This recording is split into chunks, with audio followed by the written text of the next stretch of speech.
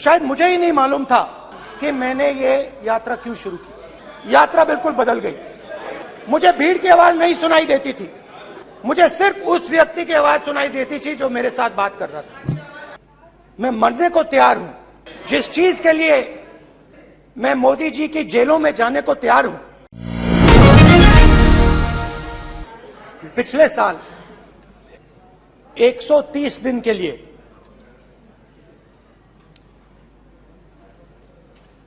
मैं भारत के एक कोने से दूसरे कोने तक गया।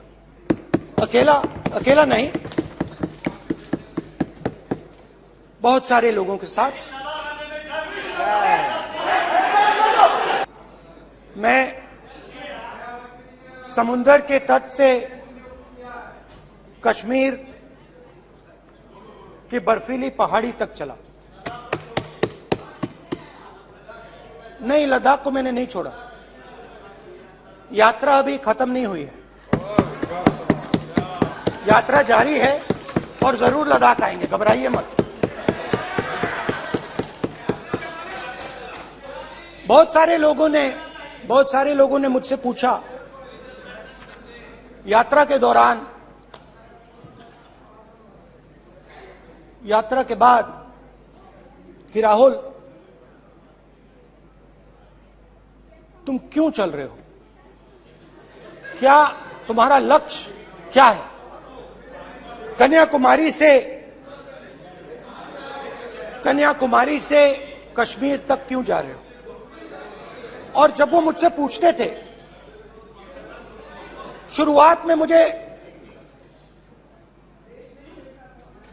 मेरे मुंह से जवाब नहीं निकलता।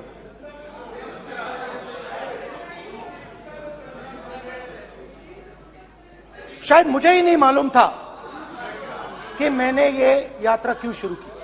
जब मैं कन्याकुमारी से शुरू हुआ,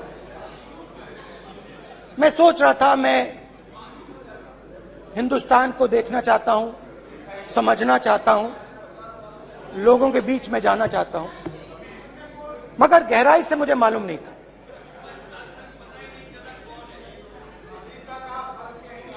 थोड़ी देर में मुझे बात समझ आने लगी।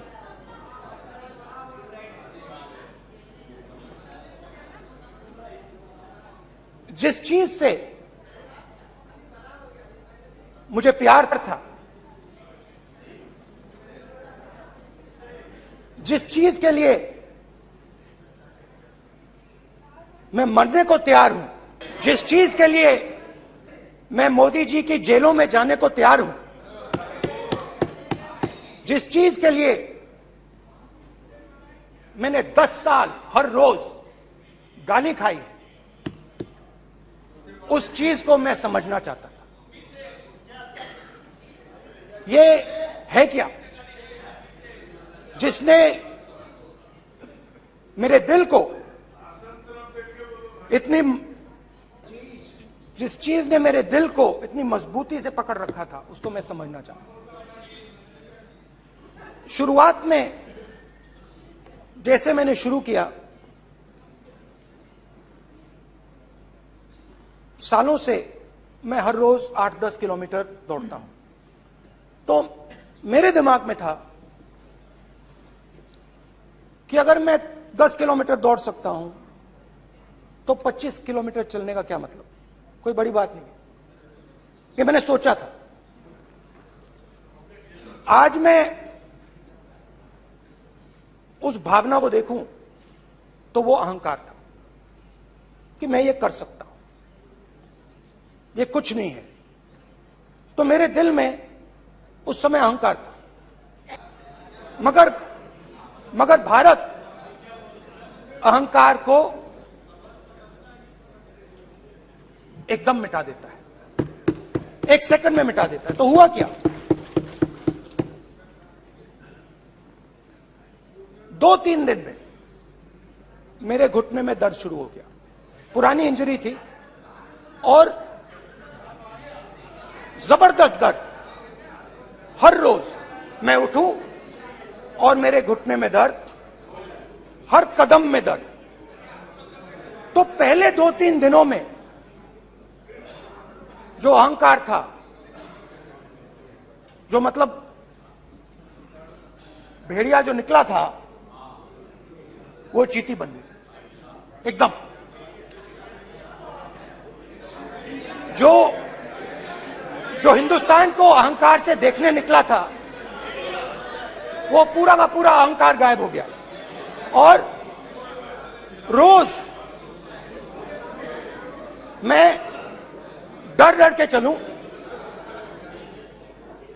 कि क्या मैं कल चल पाऊंगा। ये मेरे दिल में डर था। और जब भी ये डर बढ़ता था, कहीं ना कहीं से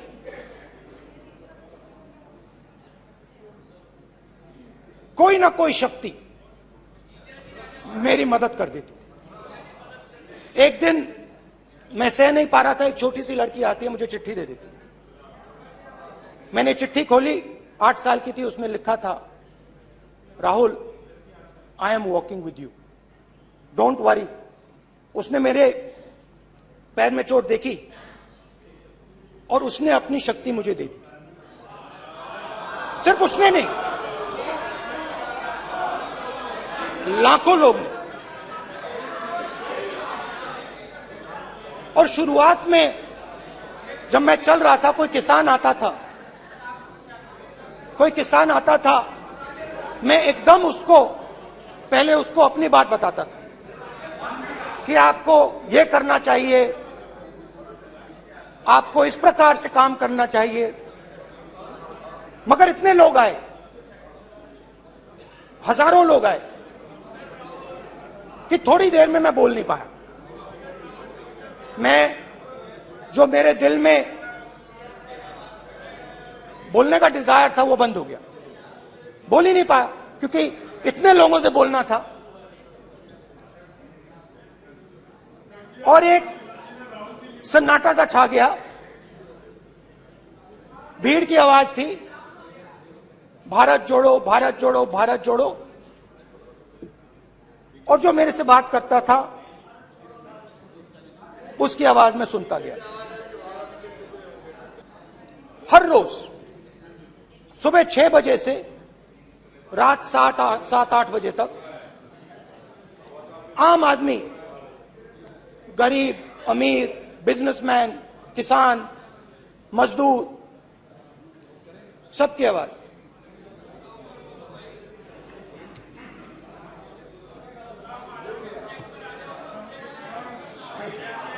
आ रहा हूं। आप कल से रुके, अब थोड़ा और रुक लो, 5-10 मिनट रुक जाओ। तो ये चलता गया, मैं बात सुनता गया। और फिर मेरे पास एक किसान आया, और किसान ने हाथ में रुई पकड़ी हुई थी, और उसने मुझे कहा, अध्यक्ष महोदय, उसने मुझे कहा, मेरे आंख में देखकर उसने मुझे अपना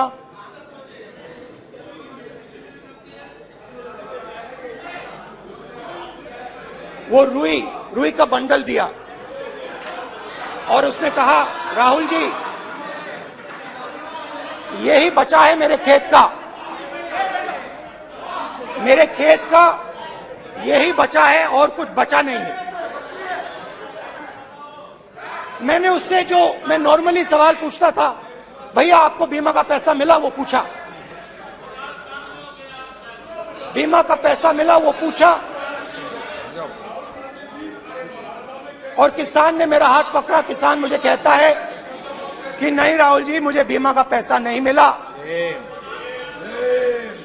हिंदुस्तान के बड़े उद्योगपतियों ने वो मुझसे छीन लिया। मगर इस बार बड़ी अजीब सी चीज हुई। जब मैंने किसान को देखा और वो मुझसे बोल रहा था, तो जो उसके दिल में दर्द था वो मेरे दिल में आया। जो उसके आंखों में शर्म थी जब वो अपनी बीवी से बात करता था, वो शर्म मेरी आंखों में आई।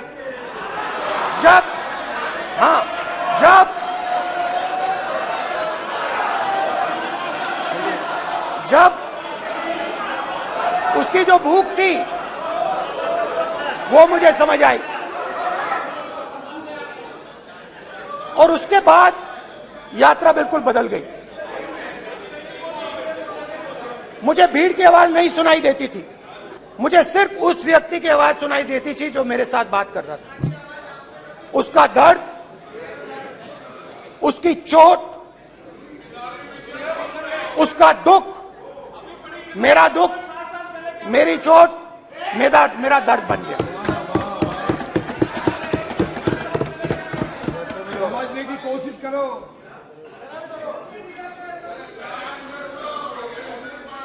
भाइयों और बहनों, लोग कहते हैं कि ये देश है, कोई कहता है ये अलग अलग भाषाएं हैं, कोई कहता है ये जमीन है, मिट्टी है, कोई कहता है ये धर्म है, ये सोना है, ये चांदी है। मगर भाइयों और बहनों, सच्चाई है कि ये देश एक आवाज है। ये देश सिर्फ एक आवाज है। ये देश, इस देश की लोगों की आवाज है। इस देश के लोगों का दर्द है, दुख है, कठिनाइयां हैं। और अगर हमें इस आवाज को सुनना है तो हमारे दिल में जो अहंकार है, हमारे जो डिजायर्स हैं, हमारे जो सपने हैं, उनको हमें परे करना पड़ेगा।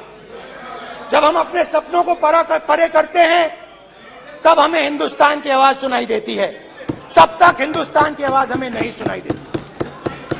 अब आप कहोगे ये बात मैंने नॉन कॉन्फिडेंस मोशन में क्यों रखी? इसका क्या मतलब है कि भारत एक आवाज है, भारत लोगों का दुख है, भारत लोगों का कष्ट है, मुश्किलें हैं। क्योंकि भाइयों और बहनों,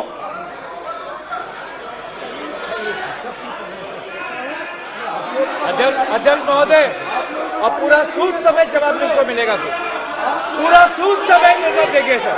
फिर आप हमें मत रोकेगा सर। अध्यक्ष महोदय, फिर आप हमें मत रोकेगा सर। आप हमें मत रोकेगा। फिर आप हमें मत रोकेगा। आप हमें मत रोकेगा। फिर आप हमको मत रोकेगा सर। हम सब देख रहे हैं, सब सुन रहे हैं, आप हमको फिर मत रोकेगा सर। तो स्पीकर सर, भारत एक आवाज है। भारत इस देश के सब लोगों की आवाज है। और अगर हम उस आवाज को सुनना चाहते हैं, हमें अहंकार को, नफरत को मिटाना पड़ेगा।